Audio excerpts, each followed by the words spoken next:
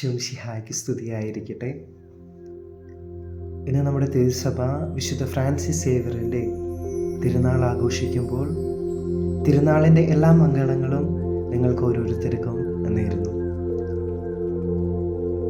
സ്വാമി വിവേകാനന്ദൻ ഇപ്രകാരം പറഞ്ഞു വയ്ക്കുന്നുണ്ട്: വിദ്യ അഭ്യസിച്ചവർ അത് മറ്റുള്ളവരിലേക്ക് പങ്കുവയ്ക്കുന്നില്ലെങ്കിൽ ഞാൻ അവരെ രാജ്യദ്രോഹി എന്ന് പറയുമെന്ന്.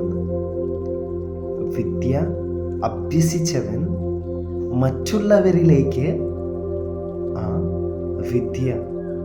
അഭ്യസിച്ച വിദ്യ മറ്റുള്ളവരിലേക്ക് പങ്കുവയ്ക്കുന്നില്ലെങ്കിൽ ഞാൻ അവരെ രാജ്യദ്രോഹി എന്ന് വിളിക്കും എന്ന് അദ്ദേഹം പറയുന്നുണ്ട്.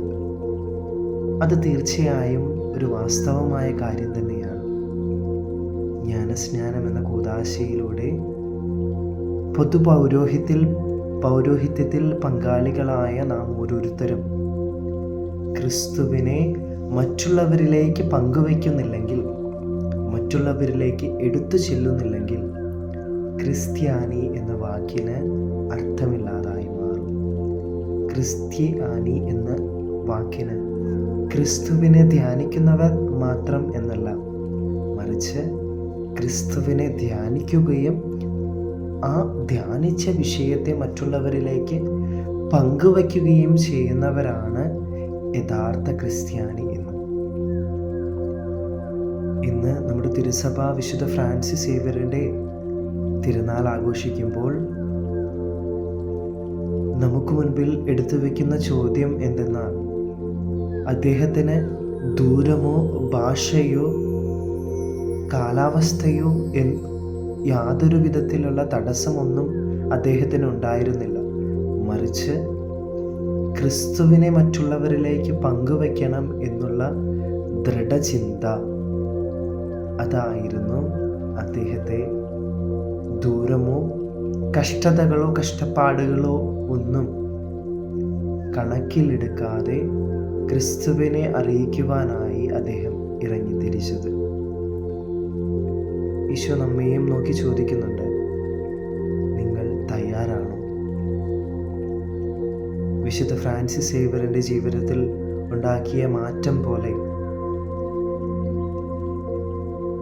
നീ ലോകം മുഴുവൻ നേടിയാലും നിന്റെ ആത്മാവിനെ നഷ്ടപ്പെടുത്തിയാൽ നിനക്കെന്ത് പ്രയോജനം എന്നുള്ള തിരുവചനം അദ്ദേഹത്തിൻ്റെ ജീവിതത്തിൽ വളരെയേറെ മാറ്റമുണ്ടാക്കി. ഈശോ നമ്മയെ നോക്കി ചോദിക്കുന്നുണ്ട്: നീ ലോകം മുഴുവൻ നേടിയാലും നിന്റെ ആത്മാവ് നഷ്ടപ്പെടുത്തിയാൽ നിനക്കെന്ത് പ്രയോജനം? പലപ്പോഴും ഇതൊരു ചോദ്യമായി തന്നെ നിലനിൽക്കുന്നു. നമുക്കും വിശുദ്ധ ഫ്രാൻസിസ് സേവ്യറിനെ പോലെ ജ്ഞാനസ്നാനം എന്ന പൊതുപൗരോഹിത്യത്തിലൂടെ പങ്കാളികളായ നാം ഓരോരുത്തരും ക്രിസ്തുവിനെ മറ്റുള്ളവരിലേക്ക് പങ്കുവയ്ക്കുവാനുള്ള കടമയുണ്ട്. വിശുദ്ധ ഫ്രാൻസിസ് സേവ്യറിനെ പോലെ ക്രിസ്തുവിനെ മറ്റുള്ളവരിലേക്ക് പങ്കുവയ്ക്കാം. ക്രിസ്തുവിനെ മറ്റുള്ളവരിലേക്ക് പങ്കുവയ്ക്കുമ്പോൾ അവിടെ ദൂരമോ കഷ്ടതകളോ കഷ്ടപ്പാടുകളോ എല്ലാം അത് വെറും ഒരു ഇല്ലായ്മയായി തീരും. ക്രിസ്തുവിനെ എടുത്തു ചെല്ലുമ്പോൾ അവിടെ അനുഗ്രഹമുണ്ടാകും. അവിടെ മറ്റൊരു ക്രിസ്തു ജനിക്കും.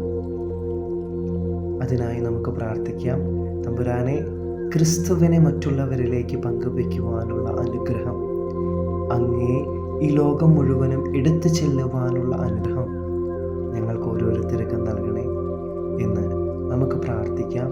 ദൈവം നാം ഓരോരുത്തരെയും സമൃദ്ധമായി അനുഗ്രഹിക്കട്ടെ.